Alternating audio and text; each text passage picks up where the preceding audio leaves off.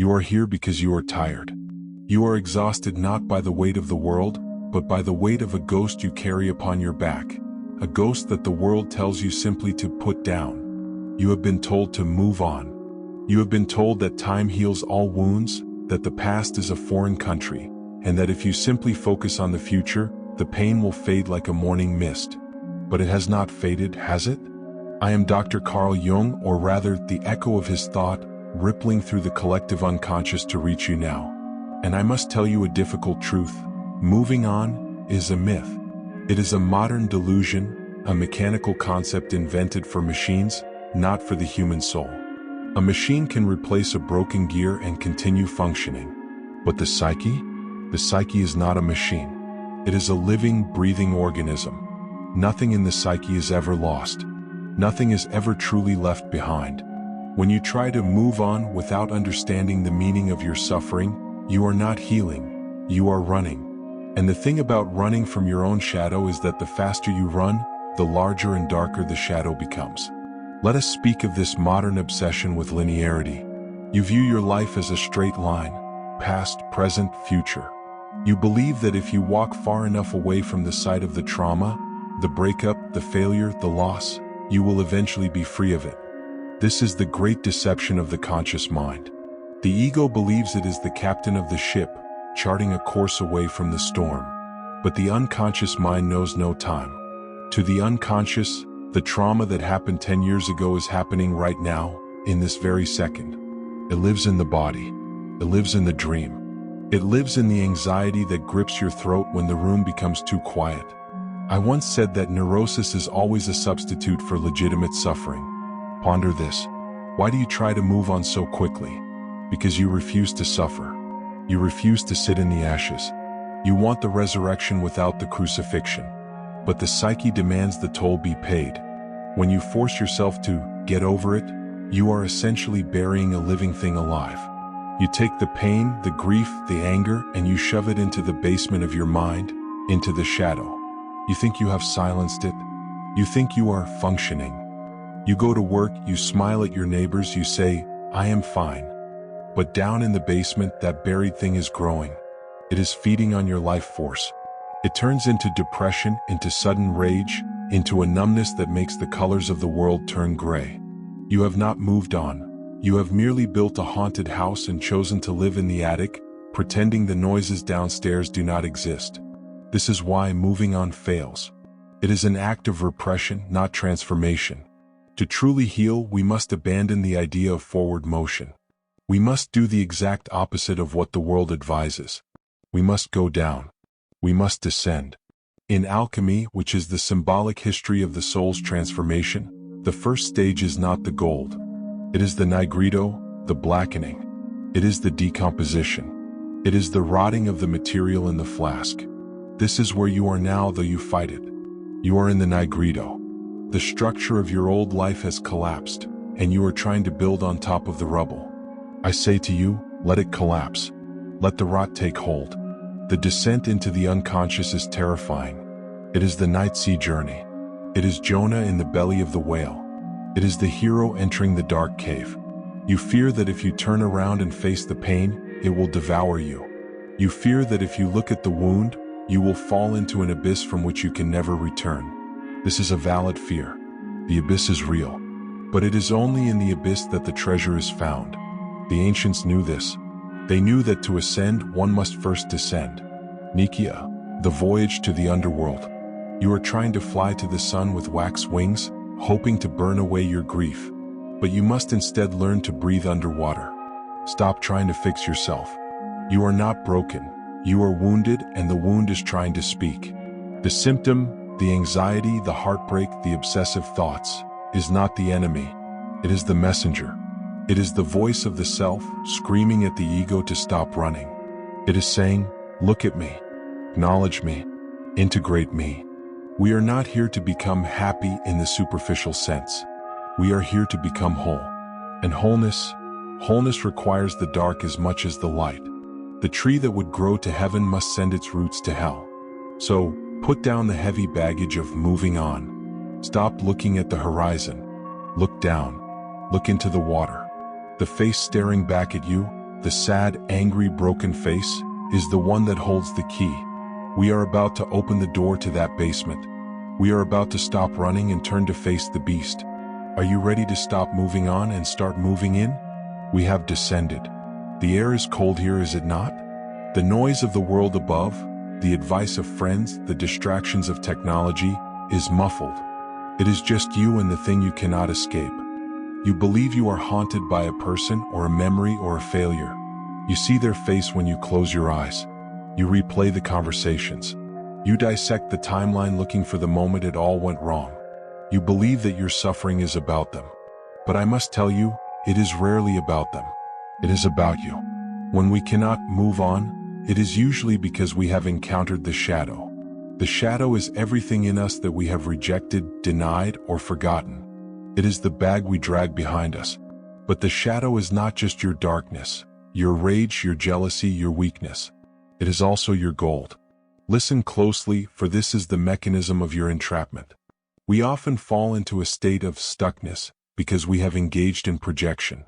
In the psychology of the unconscious, we do not simply see people as they are. We use them as hooks. We hang parts of our own psyche upon them. When you fell in love or when you committed yourself to that job or that dream, you took a piece of your own soul, perhaps your capacity for joy, your sense of security, or your feeling of worth, and you handed it to the other. You said, "Here, you hold this for me. I do not know how to carry it myself." And when they left, when the situation ended, they took that piece of your soul with them. You are not grieving the loss of a person. You are grieving the loss of the part of yourself that you entrusted to them. You feel empty not because they are gone, but because you are gone. You are bleeding out spirit. This is why moving on is impossible. How can you move on when half of your soul is walking away in the pocket of a stranger? To try to forget them is to try to forget a limb of your own body. The ego says, "I miss them." The unconscious says, "I want my gold back." This brings us to the terrifying concept of the golden shadow. We often project our best qualities onto others because we feel unworthy of them. You admired their strength? It was your latent strength you saw. You adored their creativity?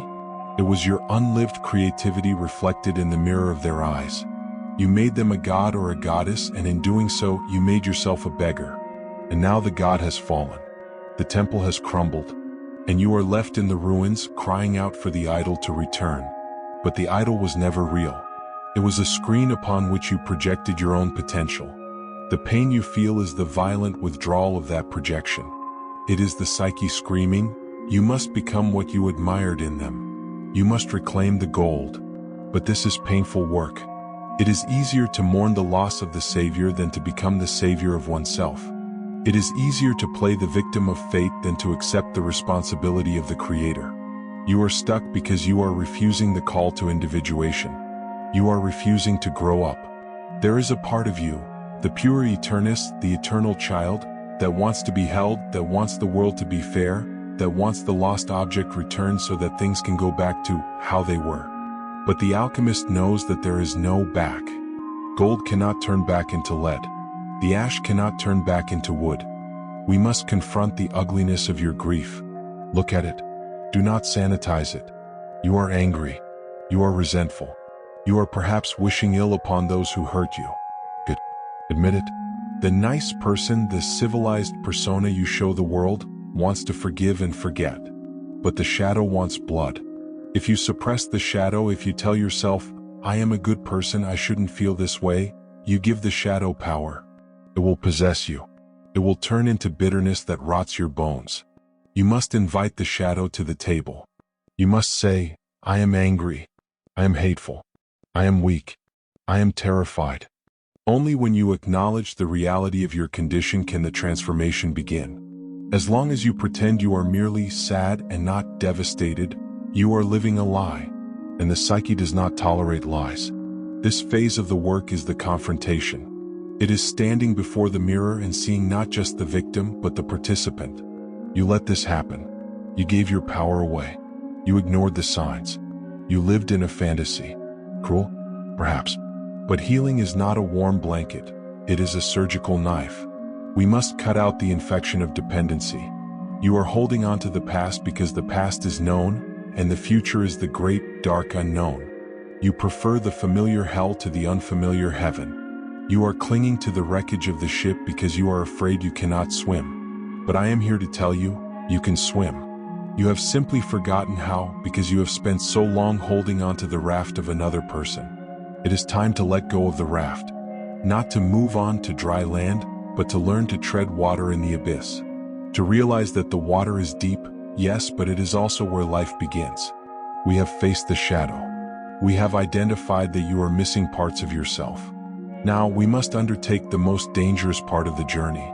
We must reclaim the projections. We must go into the house of the memory and steal back the gold. This is the turning point. This is where the lead begins to whiten.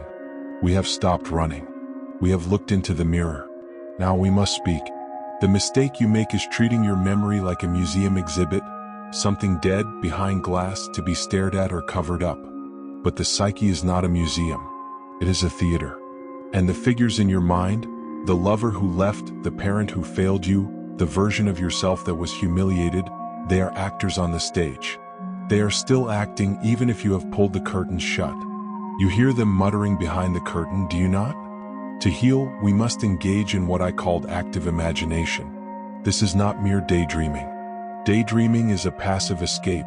Active imagination is a courageous encounter. You must go into the theater, open the curtains, and walk onto the stage. You must summon the image of the one who hurt you, or the image of your grief, perhaps personified as a dark figure. And you must ask it, what do you want? Do not scream at it. Do not beg it to leave. Treat it as an autonomous entity, because in your psyche it is real. When you ask the grief what it wants, you might be surprised by the answer.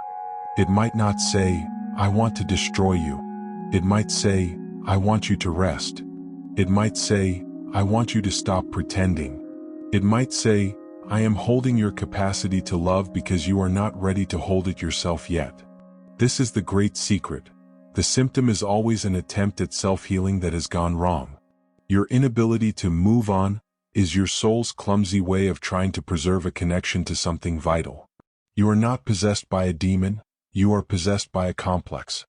And a complex is simply a splintered fragment of the personality that has gathered energy around a wound. To dissolve the complex, you must reclaim the energy. How? By retracting the projection. When you think of the person you lost, you feel a pang of longing. That longing is the arrow pointing to the missing part of you. If you miss their warmth, it is because your inner fire has gone cold. If you miss their guidance, it is because you have severed the connection to your own inner wise man or wise woman. You must say to the ghost, I release you. I take back the authority I gave you over my happiness. I take back the validation I sought from you. I take back the love I poured into you and I pour it back into my own cup. This is the alchemical stage of albedo, the whitening. It is the dawn after the dark night. It is where things become clear. You realize that the relationship, the trauma, the event, it was a container. It held the projection for a time, but the container broke. The wine spilled. You are crying over the broken glass, but the wine, the spirit, is not lost. It has merely soaked into the ground. It is in your ground. You do not need them to return for you to be whole. In fact, their return would likely hinder you, for you would simply hand the gold back to them. Their absence is the gift. Their absence is the vacuum that forces you to grow your own substance to fill the void. This is the painful paradox. You must accept that the outer connection is severed, completely and irrevocably, in order to forge the inner connection. As long as you keep checking their social media, as long as you keep asking mutual friends about them, you are keeping the wound open. You are scratching the scab. You must let the external bond die so the internal bond can live. The person becomes a symbol. They become an archetype in your personal mythology. They are no longer John, or Mary, or the job. They are the initiator. They are the friction that struck the match of your consciousness. Thank them. Yes, thank them. Even if they were cruel. Especially if they were cruel. For they have shown you where your walls were weak. They have shown you where you were asleep.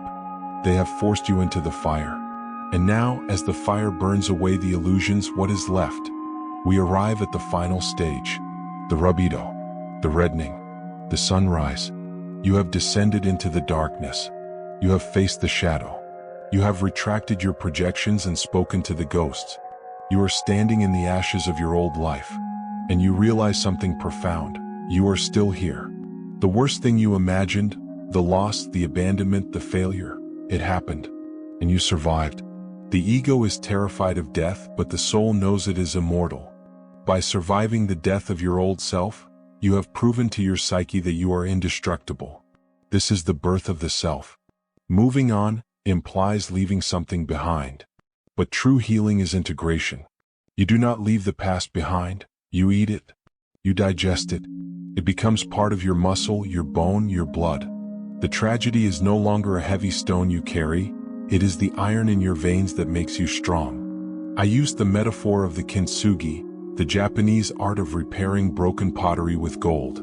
The bowl is broken. It will never be perfect again in the sense of being pristine. But when the cracks are filled with gold, the bowl becomes more beautiful, more valuable, and stronger than it was before it was broken. Your cracks are your history. Your scars are your map. Do not try to hide them. Do not try to be the person you were before the trauma. That person is dead. Let them rest. The person you are now is a survivor, an initiate, a traveler who has returned from the underworld with knowledge. This is individuation. It is the process of becoming who you truly are. Before the wound, you were merely a collection of societal expectations, parental influences, and unexamined habits. The wound broke that shell. Now you have the chance to be real. The meaning of your suffering is not found in, "Why did this happen to me?" That is a victim's question. The meaning is found in, "Who have I become because of this?" If you can look at your pain and say, "Because of this darkness, I found my own light," then the suffering was not in vain. If you can say, "Because I was abandoned, I learned to never abandon myself," then the tragedy has been transmuted into victory. You stop seeking happiness. Happiness is fleeting. It is a mood. You seek meaning. You seek wholeness. A life without shadows is a flat, two-dimensional life. A life that integrates the shadow is a three-dimensional, vibrant, holy reality. So, do not try to move on. Do not try to forget. Build a mandala of your life. A mandala is a circle that contains everything: the dark and the light, the gods and the demons, the chaos and the order. Put your grief in the mandala. Put your loss in the mandala. Give it a place of honor. It has earned its right to be there. When you stop fighting your history, you enter the flow of the Tao. You accept your fate, amor fati, love of one's fate. You say, "This happened. It was terrible, and it was necessary. It was the fire that forged me." You are not the same. You will never be the same. You are deeper. You are quieter. You are more dangerous in the best possible way because you are no longer afraid of the dark. You have been there. You have made a home there. And you have found the gold. The door to the cage is open. It has been open the whole time. The only thing holding you inside was the belief that you needed someone else to turn the key. Turn the key. Step out. The world awaits the person you have become.